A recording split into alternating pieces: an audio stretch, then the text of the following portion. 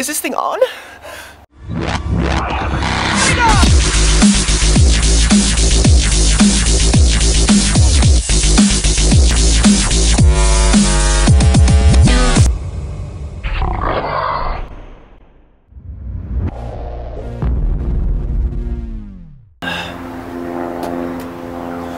Good morning guys, Davey here.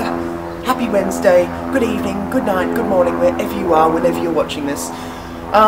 So, let me start by very quickly talking about last week's beautiful creatures. So, to begin with, well, I think Thursday, Jake, we missed your post, and that was sad, and I hope we get to see you this week, and I hope that your mouth is feeling much better, which I don't know whether I explained in another video. I think I did, or someone did, that that Jake was getting his wisdom teeth out, and that really sucks. So obviously he couldn't do the chicken nugget challenge. So even though it was his idea, hopefully we'll get to see it this week. So that'll be awesome. Friday.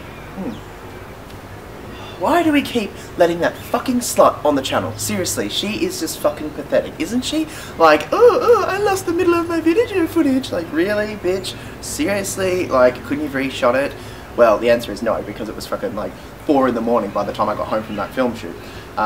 So yeah, I just ended up just trying to slap it together. So thank you guys for not tearing that to shreds. Yeah, random times. Now, for all you beautiful creatures out there who didn't know, it was Tramp's birthday on Sunday, I believe. Well, for me it was Sunday. So happy birthday, Tramp! You did the chicken nugget challenge as well. And, I mean, everyone got pretty freaking epic results. I mean, no one got, like, below 5 nuggets in the mouth. And, I mean, anyone who's out there who, you know, is fancying going to McDonald's later today, or whenever you're watching this, go get some nuggets and try to cram as many as your mouth you can, because it's fucking hard. So, yeah, but it was an epic effort, Tramp. Absolutely epic. That does mean, by you getting 9 nuggets in your mouth, that officially makes me the winner. The winner of the challenge, the winner of the challenge. I win nothing. More nuggets. Something wonderful. I don't know. Who cares? Who cares? It wasn't a prize. We should have had a prize. That would have been fun. I like prizes. So, this week's topic is, how do you deal with hate and criticism in your daily life? Now, this is suggested by Tuesday, Tommy. This normally would have been covered by the Friday, but we didn't have a Friday when we decided the topic. We now officially do have a Friday. The end of this week, this Friday, will be the big reveal, and you'll see I'm very, very excited to bring you all this wonderful new member of Femme Ferocity. Oh, just pumped, so stay tuned. So exciting, so exciting. Back on track, back on track. So, hate week. So, oh good, good construction work. Let's talk about hate. So, everyone receives hate. Everyone receives negative feedback. Everyone receives terrible things said about them and done to them. You know, it's a part of the human experience, and it's a horrible aspect of it, but it is a necessary aspect. Being a member of the androgynous community, it's but then again, it's not just androgyny. It's any sort of subculture or lifestyle or belief or anything like that that really I mean, you know, the fringe minorities of society are treated as freaks, and androgyny quite often is in that category, which is a shame, and it's very sad. You know, and people tend to make assumptions and try to put you in baskets that they don't necessarily understand before trying to place you in that basket. And that's something that we all have to deal with every single day, and it's horrible. So, let me start off then, I guess, by defining hate. Hate, for me, and criticism, I think fall into 2 categories. This is something that I had struggled with growing up. It was something that it was very difficult, because it was learning to know that you're different and accepting that. And part of that is learning to accept the criticism and hate that you risk receiving when you but you know, embrace yourself. And part of being free is being around people who feel they're not free. So for me, hate comes in 2 categories.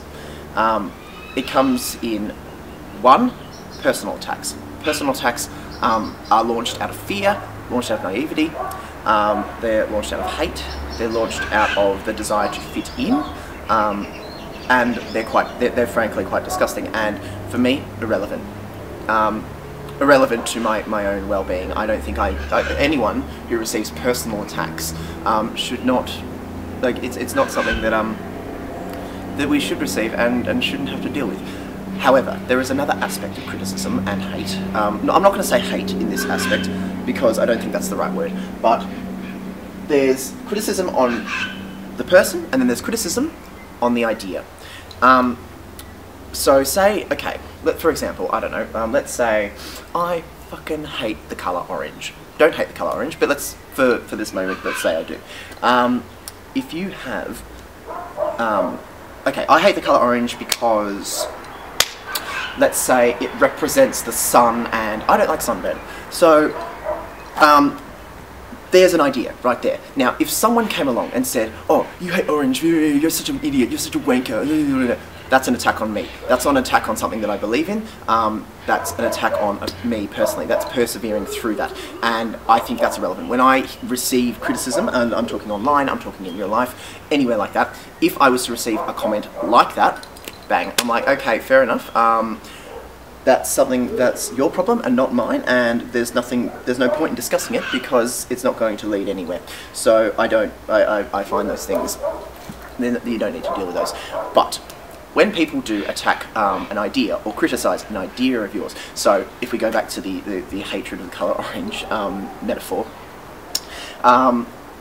say someone comes up and says, I disagree, I think orange actually represents warmth and friendliness and love and all these beautiful things. There's a debate there. There's something that we can discuss, and that's something that I can engage in. But yeah, so for me, when I move through my daily life and I receive criticism or hate, I have to look at it in that perspective. I look at it in two categories. I look at it, is it personal? Is it a personal attack? Then I'm not gonna waste my fucking energy, because to be honest, when you're talking about things like that and people are insecure and they're launching those attacks against you, the best way I can find to deal with it is to recite the mantra in my mind that those people's insecurities, they're none of my fucking business. Their problems are their problems. It's fucking pathetic that you think you can put that on me. But besides that, it's none of my business. I'm not going to waste any energy on it. I can take that energy that I am burning away at these things and put it into something much more productive. So yeah, but when it comes to an attack on an idea or something like that, I think there's a potential for a debate there. And this is not just hate. This is you know a criticism, I guess, of an idea. Then there's something that can be responded to, you know, and I think that's healthy. I think that's healthy. As long as it's done in a reasonable, respectful, and non-volatile way. For example, is the best way I can sort of use an example of that is I very much disagree with the notion of Christianity and what it brings to society and the benefits that it brings are things that I think carry a lot of negative connotations, and I feel like Christianity is something that I morally oppose. However, I do not oppose Christians. I do not oppose your right to believe it. That's a personal attack. If I came up to you and all of a sudden said, I think you're wrong for being a Christian, that's a personal attack, that's wrong. That is, I mean, it's just disgusting.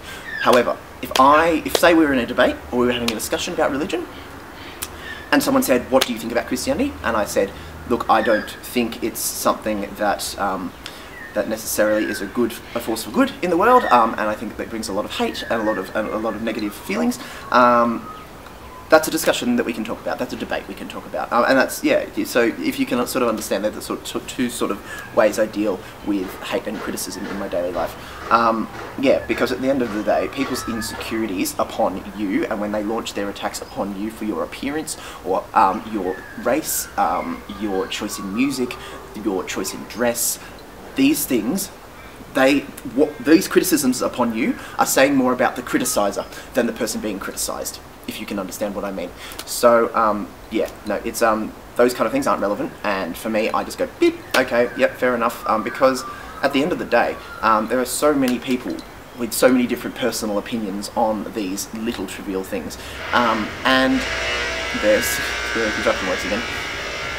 so many trivial little things. So it's yeah, it's just not relevant. Anyway, guys, that's my view on how I deal with hate and criticism in daily life. So let us know in the comments, how do you deal with hate and criticism in your daily life? And how do you let it affect you? And how do you try to navigate around the world of insecure people? You know, please let's discuss this. You know, but besides that, until next week, guys, I will talk to you next Wednesday. Yeah, cool. Bye, guys.